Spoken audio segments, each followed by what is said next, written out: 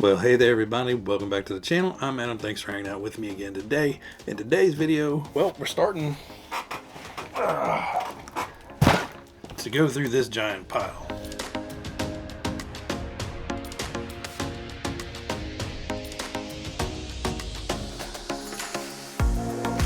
I've had this box for, I don't know, a year and a half probably.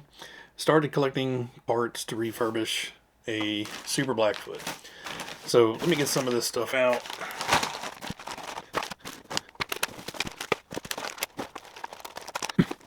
Alright, so as you can tell, this guy has seen better days. Now the body isn't in terrible condition, but it's missing the front grille. The rear lights have snapped off. All the corners are really rough. The lights are rough. Driver was never painted. Yeah, it's just been used. It hasn't been abused. And I am pretty sure when I bought it, this was actually still attached. But they had this attached, but did not have the rear secured. So somewhere in transit, they had the body sitting on it, and I think this got pushed. And the bad thing with this design is it only is held on by those two bottom holes there. So with the front shock tower snapped off, I needed to find that before we go too far down the road. This part is still fine, and the rest of the truck seems to be in decent shape.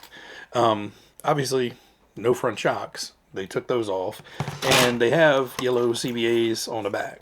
I don't know what these were off of, but they're entirely too tall, and the poor suspension is just maxed out all the time. The springs on this thing is ridiculously strong. So, even with a battery in there, the suspension is going to be still super stiff. It needs to sit down, a little bit in the rear. So those are coming off. So overall, chassis is not in bad shape. The chassis on these don't really take much abuse. The front bumper's got some scuffs on there and a little tiny crack where somebody has whomped the front end pretty hard. But overall, not something that needs to be replaced. If I could find a bumper, sure. If not, no worries. Rear skid plate has some, scrapes and scratches on it.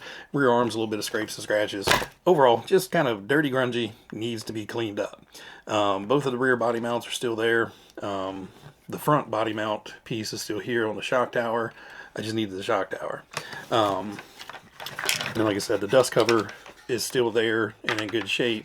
It's just they had taken the screws out of the back for some reason, and that allowed the front to pivot and snap off, because basically you're holding on to those two screws, and these two screws back here is what keeps that front piece from being able to pivot. Anyway, so the body's a bit of a wreck. Chassis needs some help. Shock tower needs to be replaced, and evidently we need to rewire the motor. Or did that come off the... Okay, well that came off the mechanical speed control, so we'll have to stick that back on. Alright, so bits and pieces. So let's start with the big one. We have a re body. It's identical. No need to go through the trouble of sanding and filling and buffing and adding and all that to the back, because we'd have to add the corners, and it's just not worth it.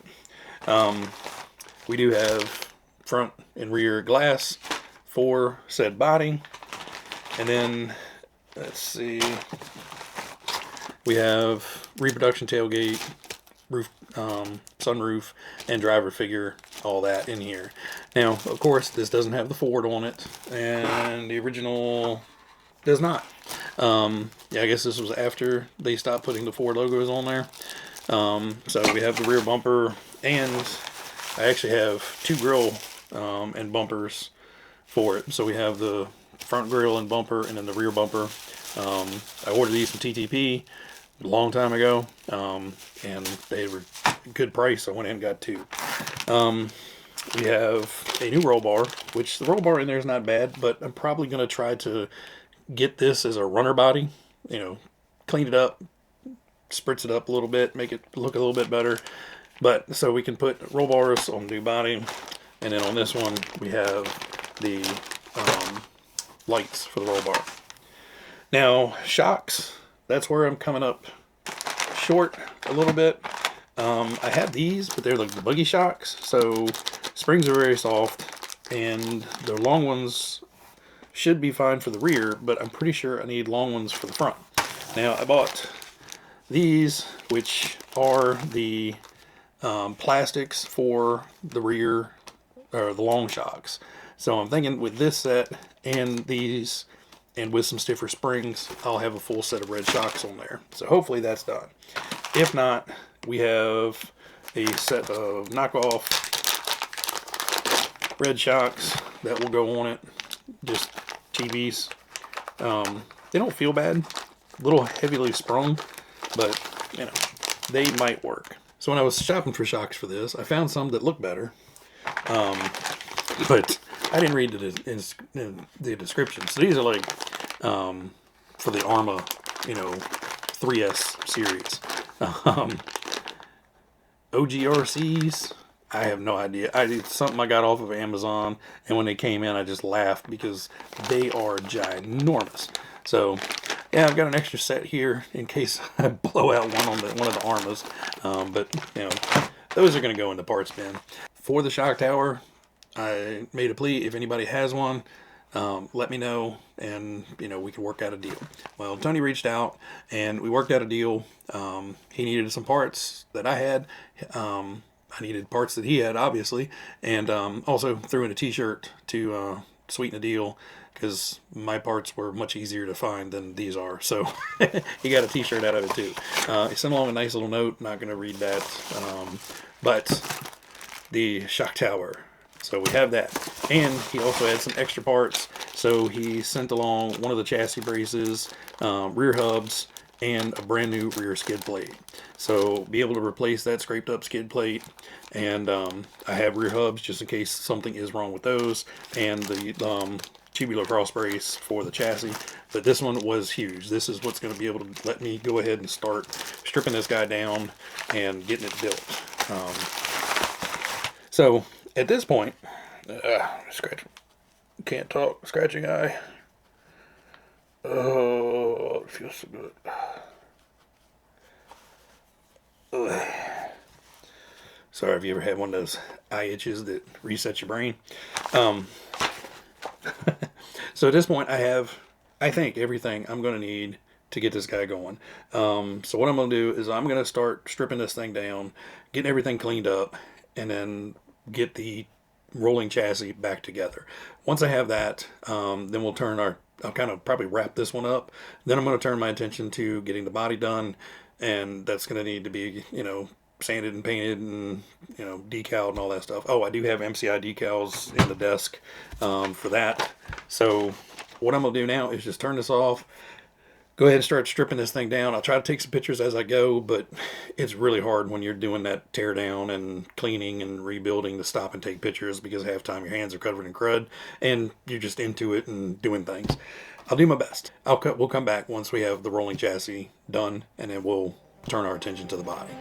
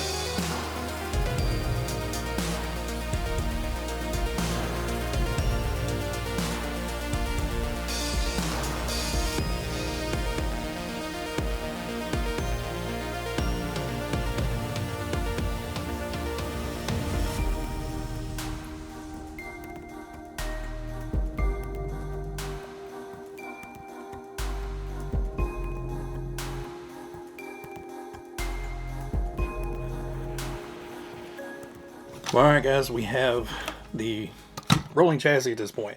Few things still need to be done. Overall, it's, you know, built and works fine. The springs on the rear, I need to swap those out. The springs on the front seem like they'll be fine, but, you know, until we run it, I won't know for sure. But the springs on the rear just don't have the weight to hold the rear end up. They're cranked all the way down to try to raise it up as much as it can, but they're just too soft. So I know I've got a bag of springs here. I just need to go through and find a pair that is heavy enough, but not too heavy. So just going to be some experiment with that. I just tossed them on here for now. Now, the shocks that I have on here, these are the correct bodies and everything for this truck. These are not. These are something like the, it's not in here, like the Madcap standard friction shocks. So they'll work for now. I will try to find another set of bodies for this. Had to do some bodgery to get everything working as far as shocks. Now, as you can see, no tires. There's a giant split in this tire.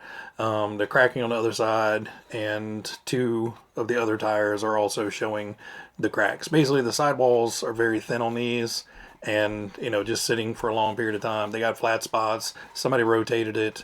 It got flat spots in another spot, and they just kind of just have folded over, and they're junk. You know, we use them as course markers or something. I did not have an extra set of these. I thought I did, but I do not. So I'll have to get these on order. They should come in by the end of the week. But in the meantime, I can start working on the body. Now, the only thing I did different to this is there is a 1060 hobby wing in here. And I know there's probably a bunch of you talking to yourselves watching me build this. Why does he have an MSC in there if he has the electronic speed control? Good question. And I questioned myself that a couple times. But basically, I really wanted the resistor on here and the wires going in, and when you look underneath of it, it still has both of the servos underneath here. The servos actually connected up to the receiver, so if I get channel 3, I can actually make it move. Not that you can see it because it's underneath the cover. I just wanted it there, nostalgia purposes. So the switch over here is dummy. The resistor, the mechanical speed controller, the servo. It's all in there for looks. Just adding weight, honestly. But I really wanted it in there to be as close to the one I used to have as possible. Now this one is in tremendously better shape than the one I used to have. By the time I got rid of mine, you could take any wheel and just wiggle it around. All the axles were worn out. All the bushings were worn out. All the bearings were worn out. Cracks, dings, dents, super glued stuff. You know, I think this whole body mount was basically just a big mound of super glue and unwaxed dental floss. That used to be a big trick. You take unwaxed dental floss, wrap it around something, soak it in super glue, wrap it around, and it would basically just concrete that in, and the fibers of the dental floss would basically add like a rebar almost to that concrete. So I'm pretty sure by the time I got rid of it, this whole body mount up here was just one big cone of dental floss and super glue. I was going to put one of the kind of old school motors in there, but I want to get a motor lathe, get the comms cleaned up, get new brushes and all that stuff for them. That way when I put an old motor in a rebuild, I know it's going to be a good motor. It's not going to have any issues. All of the ones I have are pretty much untested, so I don't know the condition of them, and I just really need to sit down, spend hours and hours and hours going through each one, figuring out what's completely worn out, what's good, and then start cleaning up the good. So for now, we just have a sport tuned, because, you know, they kind of screwed me on the label there. But I'm really excited. It's been, let's see. So it's been probably close to 32 years since the last time I have held a running Super Blackfoot in my hands. And it does work. Turn the radio on. Welcome to Radio Link. So that's the same Futaba servo that was in here. Works fine.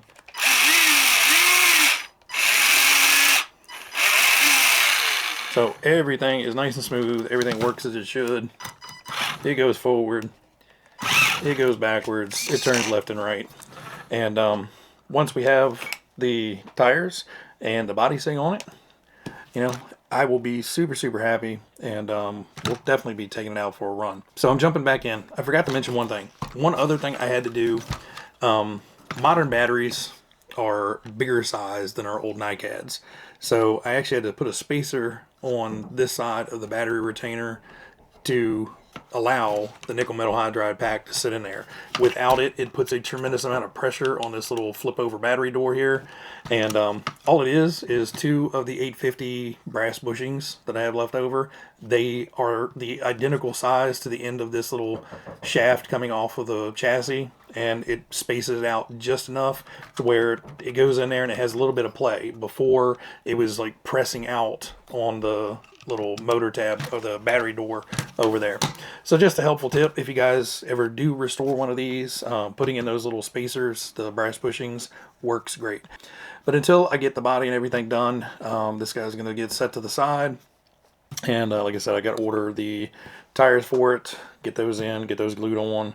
And yeah, I'm just enjoying the reminiscing of 30 some odd years ago, me putting together my first hobby grade RC, and now being able to rebuild one. Not the same one, but thankfully not the same one. This one's in a whole lot better shape. But again, I got to do some work on the shocks and tires and body, and then we'll be ready to run. So until then, guys, everybody out there, you guys be happy, be healthy, be safe, and I will catch you on the next one. See you.